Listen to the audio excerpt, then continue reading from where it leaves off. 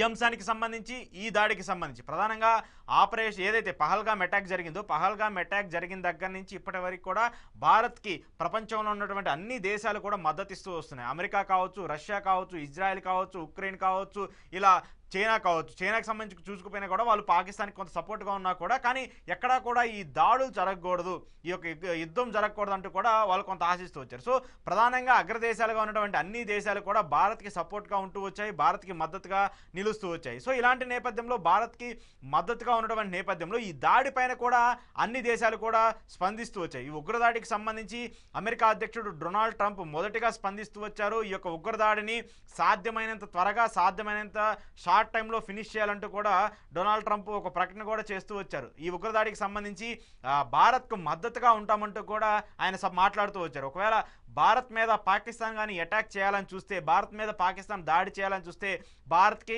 అండగా ఉంటాము, భారత్ని సపోర్ట్గా ఉంటాము, ఖచ్చితంగా పాకిస్తాన్ మీద తిరిగి మళ్ళీ చర్యలు తీసుకుంటామంటూ కూడా ఇప్పటికే ట్రంప్ కూడా భారత్కి మద్దతు ఇస్తూ కూడా ఒక అంశాన్ని చెప్తున్నారు. దాంతోపాటు రష్యాకి సంబంధించి కూడా భారత్కి సపోర్ట్గా నిలుస్తూ వచ్చింది. ఈ ఉగ్రదాడికి సంబంధించి ఈ ఉగ్రదాడితో పాటు ఏదైనా అవసరాలు ఉన్నా, లేదంటే వాళ్ళకి సంబంధించినటువంటి అణు ఆయుధాలకు సంబంధించి ఉన్నా, లేదంటే ఆర్మీ ఫోర్సెస్ సంబంధించినటువంటి ఎలాంటి ఉన్నా కూడా భారత్కి మద్దతు ఇస్తామంటూ కూడా చెప్తూ వస్తుంది. అలాగే ఇజ్రాయెల్ పదదాన్ని కూడా ఈ యొక్క ఇష్యూకి సంబంధించి చాలా క్లోజ్గా మేము మానిటర్ చేస్తున్నామంటూ కూడా ఆయన మాట్లాడుతూ వచ్చారు. భారత్కి కూడా మేము సపోర్ట్ ఇస్తున్నామంటూ కూడా మాట్లాడుతూ వచ్చారు. సో అగ్రగామి దేశాలన్నీ కూడా భారత్కి సపోర్ట్గా ఉన్నటువంటి నేపథ్యంలో పాకిస్తాన్కి ఇప్పుడు ఉక్కుబిక్కులాడుతూ ఉంది. పాకిస్తాన్ కూడా ఇప్పుడు ఏం చేయాలి అనేటువంటి ఒక పరిస్థితి లేని ఒక నిస్సహాయ స్థితిలో ఉన్నట్టు కూడా మనకు తెలుస్తుంది. ఎందుకంటే అగ్రదేశాలన్నీ కూడా భారతే ఒక అగ్రదేశంగా ఉన్నటువంటి నేపథ్యంలో ఇంకా మిగతా దేశాలన్నీ కూడా భారత్కి ఒక్కసారిగా సపోర్ట్ ఇస్తున్నటువంటి నేపథ్యంలో భారత్ మీద దాడి చేయాలంటే, భారత్ మీద అటాక్ చేయాలంటే ఆచితూచి అడుగులు వేయాలనేది కూడా పాకిస్తాన్ కూడా ఆలోచిస్తున్నట్టు కూడా తెలుస్తుంది. ఎందుకంటే ఇక్కడ ఒక 24 కోట్ల మంది జనాభా ఉన్నటువంటి పాకిస్తాను 140 కోట్ల మంది ఉన్నటువంటి భారత్తో అటాక్ చేయాలన్నా, భారత్కి సంబంధించిన దాడి చేయాలంటే ఎలాంటి ప్రతిచర్యలు ఉంటాయి, ఎలాంటి పరిణామాలు ఉంటాయో పాకిస్తాన్కి ఆల్రెడీ తెలుసు. ఒక సింధు నదికి సంబంధించినటువంటి ఆ జలాల్ని ఆపేయడంతో ఇప్పటికే వాళ్ళు అక్కడ తిండి నీరు లేక దీన పరిస్థితిలో ఉన్నారు. దాంతోపాటు అక్కడ ఉన్నటువంటి స్టేట్లోనే కంట్రీలోనే ఇంటర్నల్ వార్స్ చాలా ఎక్కువగా జరుగుతున్నాయి. రాజకీయ పార్టీల మధ్య విభేదాలు జరుగుతున్నాయి. అక్కడ ఉన్నటువంటి రాజకీయ పార్టీలు ఇప్పుడు ఉన్నటువంటి అధికారంలో ఉన్నటువంటి పార్టీకి కూడా మద్దతు ఇచ్చే పరిస్థితులు లేవు. సో ఇలా ఇవన్నీ చూసుకుంటూ ఉన్నప్పుడు ఒక రాష్ట్రంలోనే, ఒక దేశంలోనే ఇన్ని విపత్కర పరిస్థితులు ఉన్నప్పుడు మళ్ళీ ఇతర దేశాల మీద అటాక్ వెళ్తే అక్కడ ఎలాంటి పరిస్థితులు ఉంటాయనేది కూడా మనం చూడాల్సి ఉంది. సో ఈ దాడి జరిగిన తర్వాత ఎవరైతే పాకిస్తాన్ ఆర్మీ చీఫ్ ఉన్నారో, పాకిస్తాన్ ఆర్మీ చీఫ్కి సంబంధించి కావచ్చు, అలాగే పాకిస్తాన్ ప్రధాని కావచ్చు, కొంత వెనకడుగు వేసినట్టు కూడా తెలుస్తుంది. పాకిస్తాన్ ఆర్మీ చీఫ్ గతంలోనే చాలా ఎక్కువగా మాట్లాడుతూ వచ్చారు. పాకిస్తాన్కి సంబంధించి ఆయన ఆర్మీ చీఫ్గా ఉండి భారత్ ఆర్మీ మీద చాలా నోటికి వచ్చినటువంటి మాట్లాడినటువంటి మాటలను కూడా మనం చూస్తూ వచ్చాము. సో కానీ ఎక్కడా కూడా భారత్ ఆర్మీ కావచ్చు దానికి ఎక్కడా కూడా కౌంటర్ ఇవ్వలేదు. వాళ్ళు చాలా సైలెంట్గా సమయం వచ్చినప్పుడు చూసుకుందాం మిత్రమా అంటూ కూడా చాలా సైలెంట్గా ఉంటూ చాలా సైలెంట్గా వెళ్ళి ఎక్కడ అటాక్ చేయాలి, ఎవరిని చంపేయాలనేటువంటి ఒక ఆపరేషన్ కూడా చాలా సక్సెస్ఫుల్గా భారత్ అయితే చేసుకుంటూ వచ్చింది. ఆపరేషన్ సింధూర్ ఏదైతే ఉందో దాన్ని సక్సెస్ఫుల్గా భారత్ అయితే లాంచ్ చేస్తూ వస్తుంది. కానీ దీన్ని ఇంతటితో ఆపమంటూ కూడా ఇండియన్ ఆర్మీ చెప్తూ ఉంది, కేంద్ర ప్రభుత్వం కూడా చెప్తూ ఉంది. ఎందుకంటే ఈ యొక్క ఉగ్రమూకల్ని ఇప్పుడే కూకటి వేలతో సైతం పెకలించి వేయాలి, లేదంటే రాబోయే రోజుల్లో చాలా విపత్కర పరిస్థితుల్ని మనం ఎదుర్కోవాల్సిన బాధ్యత ఉంటుందంటూ కూడా ఇప్పటికే కేంద్ర ప్రభుత్వం ఒక నిర్ణయాత్మకంగా కూడా మాట్లాడుతుంది. ఎందుకంటే దేశానికి సంబంధించి అన్ని రాజకీయ పార్టీలు కూడా ఈ ఉగ్రదాన్ని ఖండిస్తూ వచ్చాయి. ప్రభుత్వం ఎలాంటి నిర్ణయం తీసుకున్నా, కేంద్ర ప్రభుత్వం ఎలాంటి నిర్ణయం తీసుకున్నా, ప్రధాని మోదీ ఎలాంటి నిర్ణయం తీసుకున్నా దీనికి పూర్తిగా మేము మద్దతు ఇస్తాము, పూర్తిగా సహకరిస్తాము. పాకిస్తాన్కి భారత్ అంటే ఏంటో చూపించాలి, భారత్ సత్తా ఏంటో చూపించాలంటూ కూడా అన్ని రాజకీయ పార్టీల్లో ముక్త కంఠంతో అన్ని రాజకీయ పార్టీల్లో ఏకతాట మీదకి వచ్చి కేంద్ర ప్రభుత్వానికి సహాయ సహకారాలు కూడా అందిస్తున్నటువంటి పరిస్థితులను కూడా మనం చూస్తున్నాం. సో ఇలాంటి నేపథ్యంలో భారత్ జోలికి వస్తే ఎలా ఉంటుందనేది కూడా పాకిస్తాన్కి ఇప్పటికే ఒక దెబ్బ రుచి చూసిన పరిస్థితి ఉన్నటువంటి నేపథ్యంలో మళ్ళీ పాకిస్తాన్ ఒకవేళ అటాక్ చేయాలనుకున్నా, పాకిస్తాన్ ఒకవేళ దాడి చేస్తే దానికి 2-3 కలిపి ఇచ్చేందుకు కూడా భారత్ సంసిద్ధంగా ఉంది. ఇప్పటికే దానికి సంబంధించి భారత్కి సంబంధించి అక్కడ ఉన్నటువంటి అణు ఆయుధాలు చూసుకున్నా, ఆర్మీని చూసుకున్నా, లేదంటే నేవీ ఫోర్సెస్ సంబంధించున్నా కూడా పాకిస్తాన్ కంటే మనం చాలా ఎక్కువగా ఉన్నాం, పాకిస్తాన్ కంటే 2 ఎక్కువగా ఉన్నాము. ఇక్కడ ఉన్నటువంటి మన బ్రహ్మాస్ కావచ్చు, లేదంటే ఐఎన్ఎస్ విక్రాంత్ కావచ్చు, ఇలా చాలా వాల్యుబుల్ ఉన్నటువంటి అణు ఆయుధాలన్నీ కూడా మన దగ్గర ఉన్నాయి. కానీ పాకిస్తాన్కి ఎక్కడా కూడా లేదు. కనీసం వాళ్ళ రక్షణ శాఖకి సంబంధించి అక్కడ ఉద్యోగులు కూడా పనిచేసే పరిస్థితులు కూడా లేదు. వాళ్ళందరూ కూడా భయపడి సెలవుల మీద బయటికి వెళ్ళిపోతూ ఉన్నారు, రాజీనామాలు చేస్తూ బయటికి వెళ్ళిపోతున్నారు. నేవీ ఫోర్సెస్ కూడా రాజీనామాలు చేసి బయటికి వెళ్ళిపోయే పరిస్థితులు కనిపిస్తున్నాయి. సో ఇలాంటి నేపథ్యంలో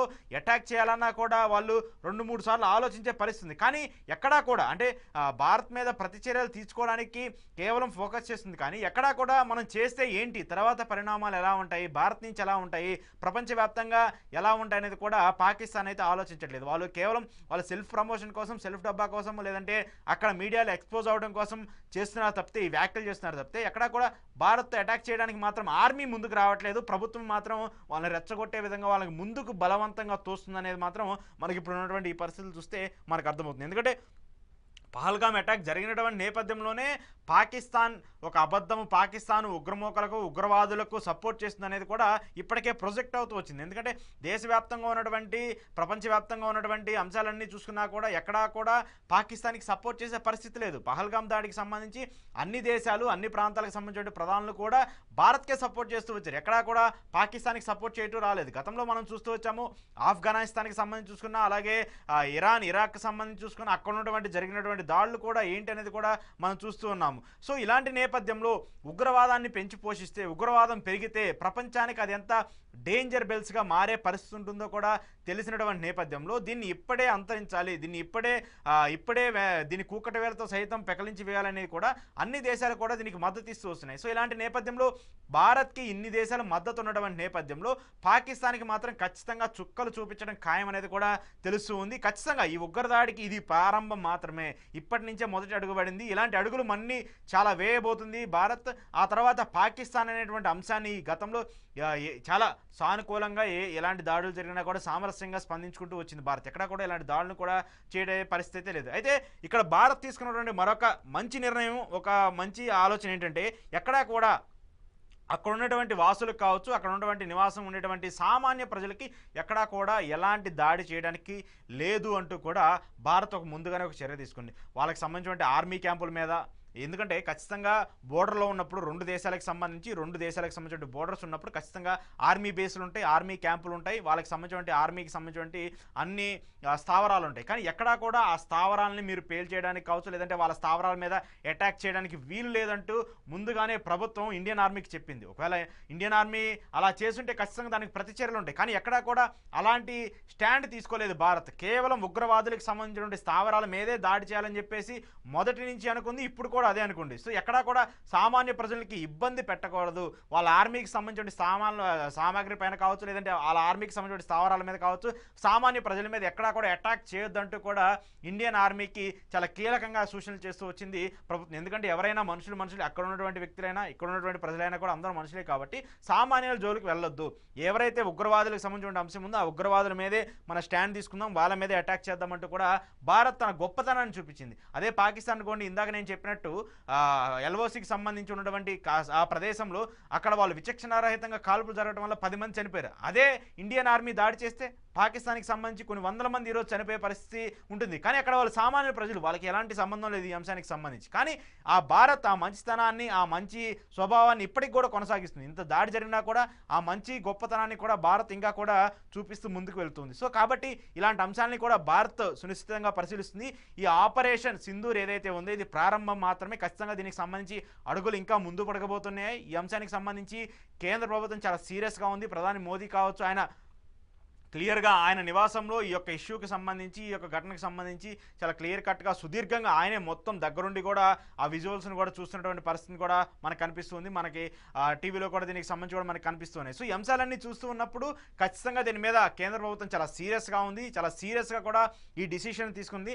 రాబోయే రోజుల్లో ఒక్క భారతే కాదు, ఏ దేశంలో అయినా, ప్రపంచంలో ఉన్నటువంటి ఏ దేశంలో అయినా ఉగ్రవాదులు దాడి చేయాలన్నా, ఉగ్రవాదులకు సంబంధించిన ఇన్సిడెంట్ జరగాలన్నా కూడా ఇలాంటి చర్యలు జరుగుతాయి. దీనికి భారతే సాక్షి అంటూ కూడా భారత్ ఈరోజు కొట్టినటువంటి దెబ్బ ఏదైతే ఉందో ఆ దెబ్బ పాకిస్తాన్కి ఖచ్చితంగా చుక్కలు